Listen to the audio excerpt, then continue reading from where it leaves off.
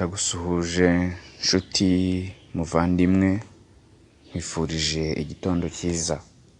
Imana y'amahoro iduhane umugisha kandi reka tunayishimire cyane uburyo iba yaturinze.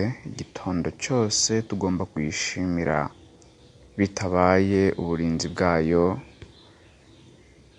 nta nubwo twakinyagambura rwose.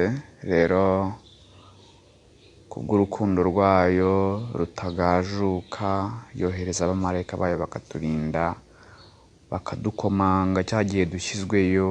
Imana ihabwa icyubahiro.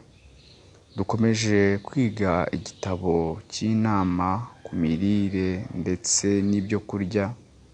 Murabizi ko ejo twatangiye icyigisho cya 22 kitubwira ngo poroteyine, umugabane wa mbere, umugabane uri kwibanda cyane ku bunyobwa n'ibyo kurya by'ibinyamavuta. Ejo twabonye imigabane 2, uwa mbere uvuga ngo bigize umugabane w'imirire iboneye.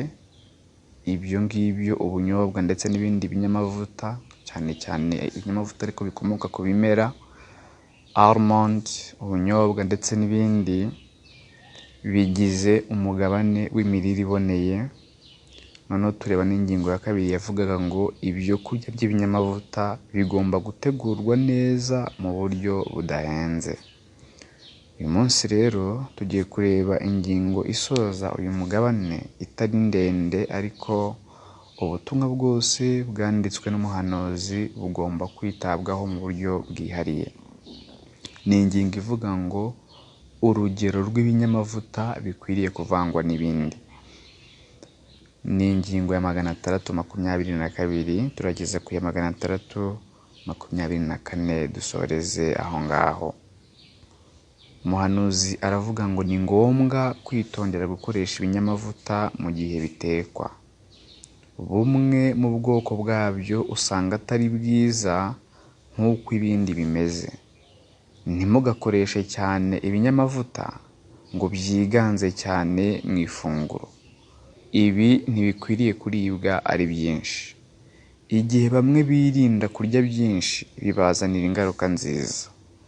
Igihe bivanzwe n'ibindi byo kurya ugasanga nibyo byiganje cyane, usanga iyo ndyo ikungahaye cyane ku buryo umubiri utayakira neza uko bikwiriye. Nabonye ko ibyo kurya by'ibinyamavuta akenshi bikoreshwa mu buryo budashyize mu gaciro. Benshi babirya ari byinshi, ku buryo usanga bimwe mu binyamavuta bitaba ari byiza nk'uko ibindi bimeze. Ibinyamavuta bita almonds birusha ubwiza ubunyobwa, ariko ubunyobwa ku rugero ruringaniye buba bwiza igihe buvanzwe n'ibinyampeke, bigatanga indyo iryoshye kandi yubaka umubiri. Muvandimwe, Ellen G. White aravuga ngo hashize imyaka 3 mbonye urwandiko rugira ruti simbasha kurya ibinyamavuta, igifu cyanjye ntikibishobora. Hanyuma nza kwerekwa uburyo bwinshi bwo gutegura ibinyamavuta. Bumwe muri ubwo buryo ni uko ibinyamavuta bigomba kuvangwa n'ibindi birungo bishobora kujyana, ariko ntibikoreshwa ari byinshi. Purusa 10 kugeza kuri 15 z'ibinyamavuta ziba zihagije mu gukora iyo mvange. Twarabigerageje tubona bigenda neza. Reka rero uyu munsi dusoreze aha ngaha. Ejo tuzakomeza turebera hamwe umugabane wa 2. Imana ibaha umugisha, kandi kubera ko uyu munsi ari umunsi wa nyuma wo kwitegura isabato, mbifurije imiteguro myiza y'isabato. Imana ibaha umugisha.